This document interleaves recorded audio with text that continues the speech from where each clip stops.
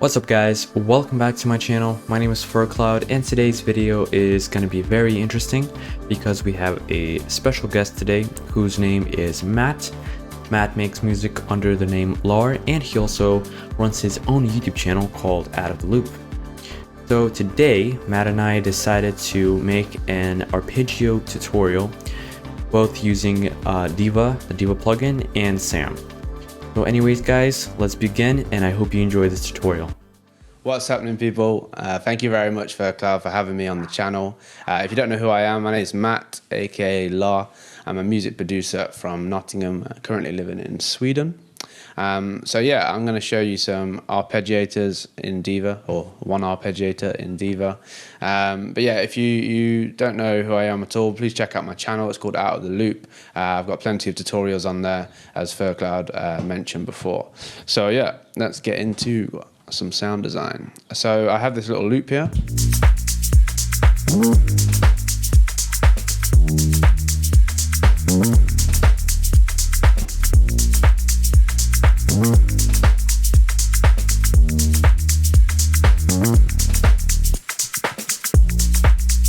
Yeah, so it's a nice little interesting loop, and let's add a arpeggiator to bring it to life. So the arpeggiator that I'm going to go for is kind of like a lead arpeggiator because there's not too much in this track just yet. So first thing, let's do some MIDI, and I think what I will do is start around here. And I'm going to follow the bass line, so I'm going to copy this down. Bring this over, and one thing you can do, just get rid of these little notes here, and then I will just shorten these to 16 notes. These as well. Let's get these to 16s, and this is like a real quick way that you can just follow the bass line. So now I can just do this, work my way up, and we can just do something like that. And then some of these are not going to be in key, as you can see. Like this isn't in key, this isn't in key. And what I will do is I'll just adjust this so they can go there. This can go maybe up to the F. Same down here. That's all good. This one's off. And this can go there. Maybe we do a little change here. Go to the D. Yeah, cool. So now we have this, right? And we can just copy. Copy. And so you can either do it like this, just little 16s. We can give that a go. If it sounds a bit boring, we can mix it up. So now it's just following each other. Oh, it's very deep. This sound, this initial preset. I'll just bring it up so we get a feel for it. Change this to envelope 2. And take the sustain down on this, bring the attack there. Oh, bring the sustain down. So now we have a plucky shape. We have quick attack, medium decay, no sustain.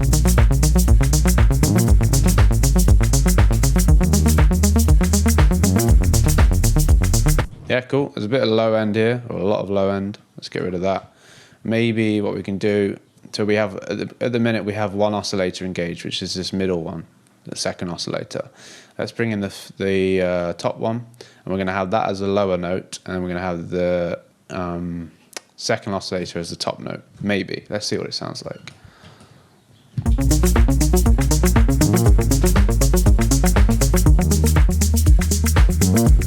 I don't really like it being too open. I just like this. A little bit more reverb. Less decay, bit of pre-delay. There's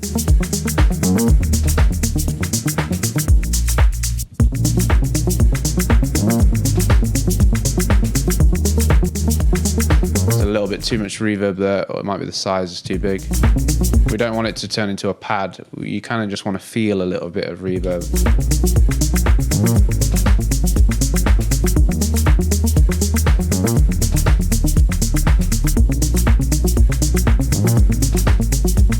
Yeah, cool. And so maybe we could play with the shape here.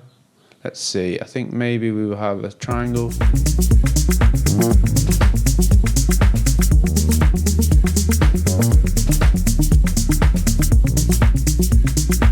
could also see what it would be like adding the fifth. Though there's quite a few notes playing, it might sound a little bit out of key, but let's see. So adding, basically adding like a chord to the sound design. Yeah, it goes out. That's not what we want. So you can really fine tune this to however you like it to be. I think I'm going to leave it as it is and start making it a little bit more interesting. So I'm going to add an LFO.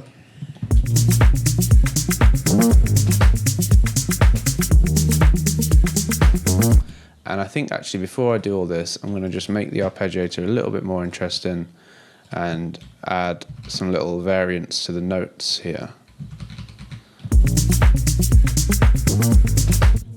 Just like that. And it might still be too low. Let's see.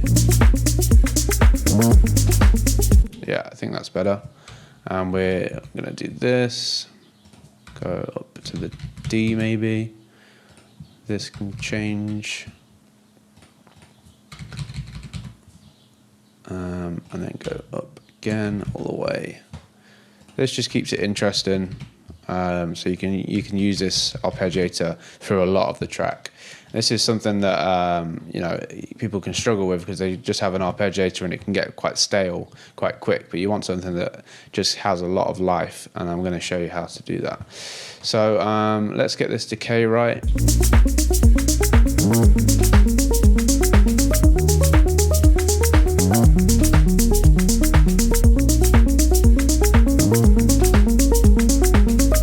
Okay, so now we have this LFO engaged, but nothing's happening, right? As I increase it, nothing's happening. The reason is because this delay is really big, which means it's delaying until the sound starts.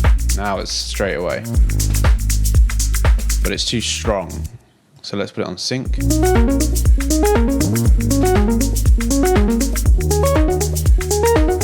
I quite like that, to be honest, but it might be a bit strong, so we'll just bring this. This is like a dry, wet knob.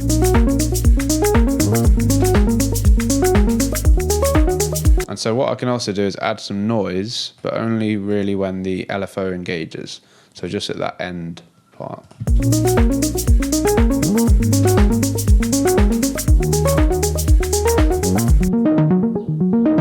You can hear that just a little bit. We can maybe exaggerate that a little bit. So we add a delay, but we only add the delay to the end of the sound. So I put a big EQ cut. So I'm basically doing this with the delay EQ. That's what the high pass is. So you're letting the highs pass. And so I'm just cutting here. So now we're getting a little bit of this high end, and it's going to delay a little bit. That's nice.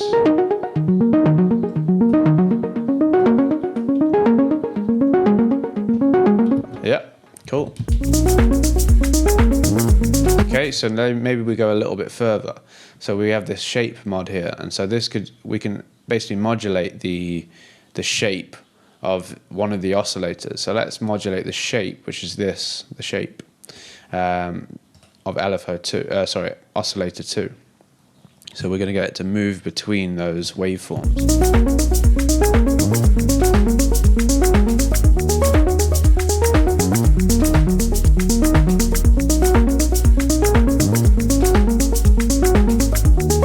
It's quite subtle, but I can hear a slight change. If I do it on LFO1,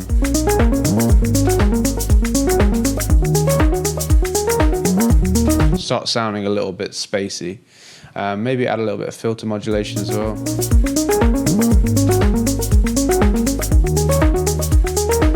So this is modulating the speed of the second oscillator, determined by the speed of this first oscillator.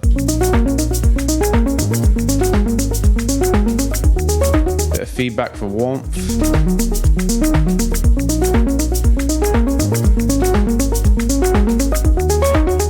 So by adding this key tracking, it means that as the higher notes play, the cutoff will open even more, which can really emphasize those higher notes, but it also takes away from the lower notes. But I quite like this effect.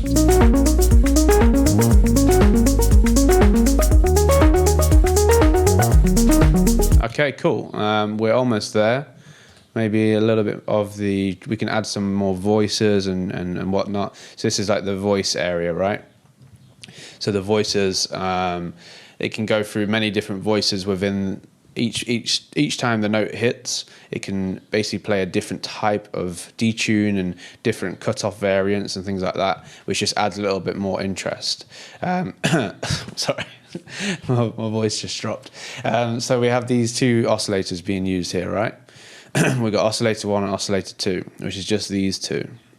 So now you can see there's loads of like big changes that are happening on each voice chain or each voice hit. You'll see as it runs through them.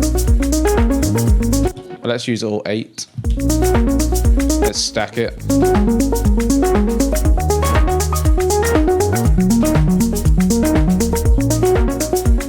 And maybe we add a little bit of detune.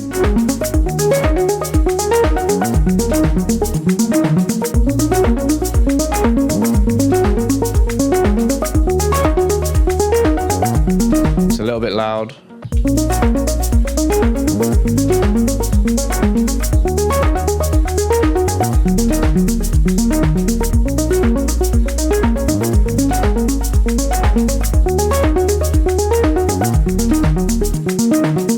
Nice. I'm pretty happy with this sound. Sounding good, sounding interesting. I think this is as far as we need to go with the sound design. You can do a little bit of processing, so a little bit of compression. So as it gets higher up the keyboard, it's louder, and we want to kind of control that so it's more even.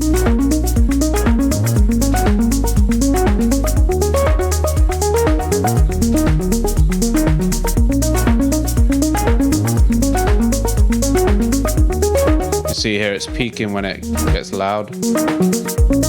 Just going to compensate for the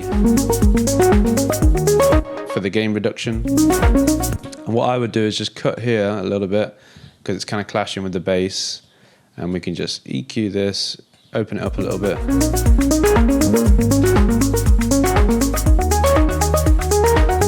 And I kind of want to offset this rate a little bit so it's not so predictable.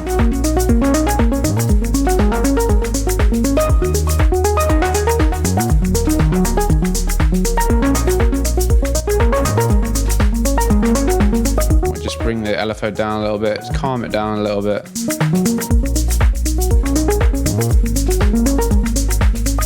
Okay, so now we can go really quite far. We can do a little bit more advanced stuff and add an LFO to the decay, right? Now I'll show you. Because I quite like this effect, right? And I want that to keep happening.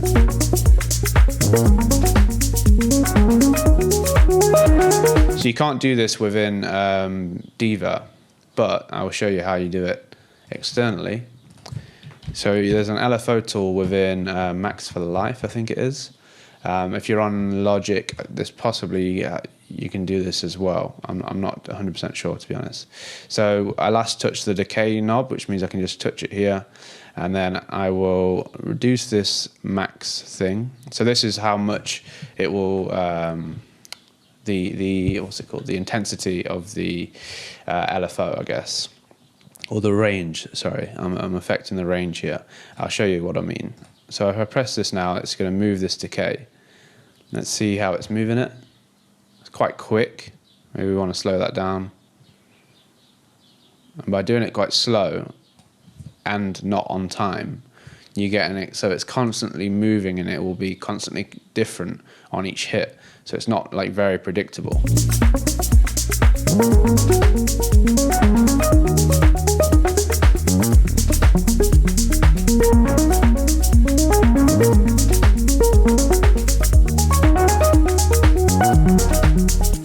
So how interesting is that? It just keeps changing. You could have that play through the whole track and it will constantly be a little bit different. And then you could go further if you wanted to and start messing with the notes, which will then add more variants. So you have this ever changing and ever evolving arpeggiator. Let's try something like that, just change the notes a little bit. We can go like this kind of pattern, just to give you an example. So we can have some of the notes that will start higher. You know, maybe on a on a bridge or whatever the hell you want to do, you can now have some difference. And maybe we can go down here. Let's see what this would sound like. Oh, didn't mean to do that. Go down, go down.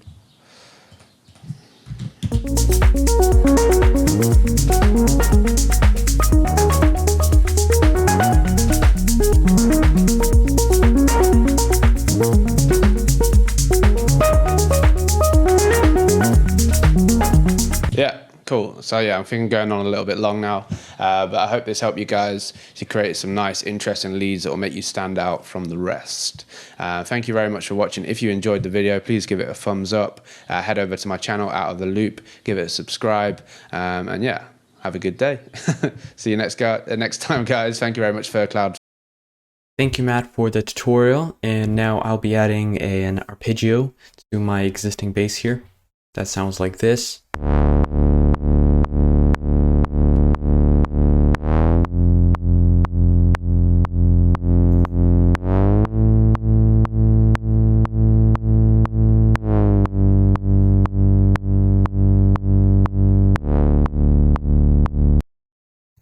So we're going to open up a brand new instance of Serum, and we're going to start off with the sound design aspect.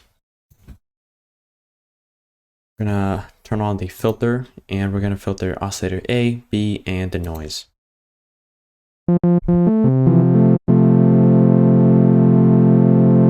We're going to be using 2 oscillators for the sound, and we're going to go to analog, and we're going to turn on the analog BD sign for oscillator A. And we're going to go to the bend plus and minus, and turn the A warp to about 44%. Minus 44%. And now we're going to go to envelope 1, and we're going to make our plucky shape here. We're going to add some attack.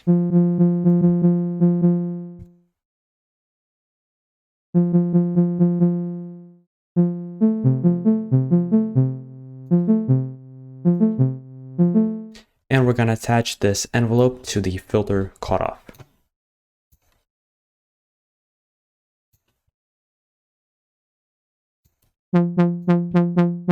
We're going to add some drive.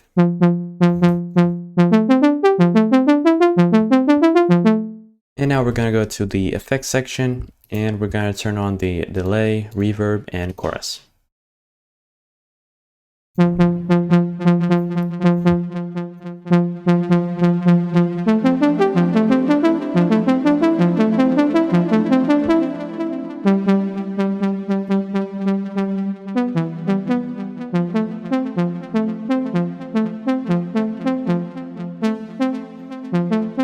And we could even add some noise. We're going to go to analog and select the J106 chorus and attach the envelope to the level of the noise.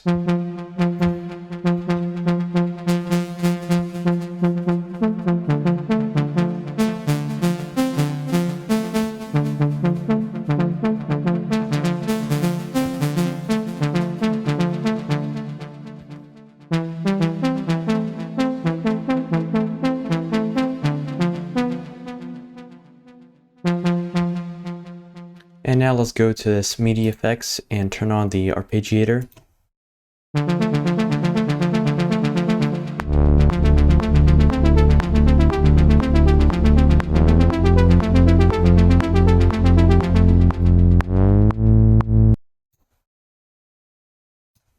And we're going to create an empty MIDI region, and we're going to make a chord progression for the arpeggio.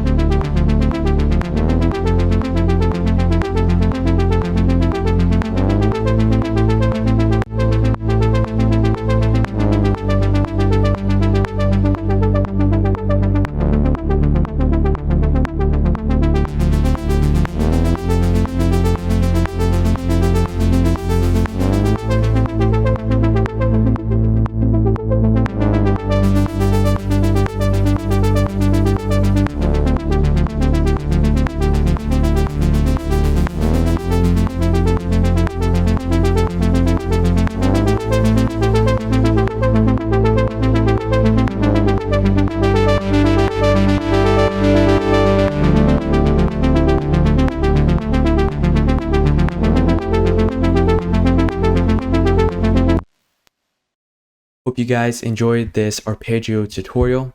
The presets are going to be available for free download on my Patreon, so check the link below. And thank you, Matt, for collaborating with me on this video.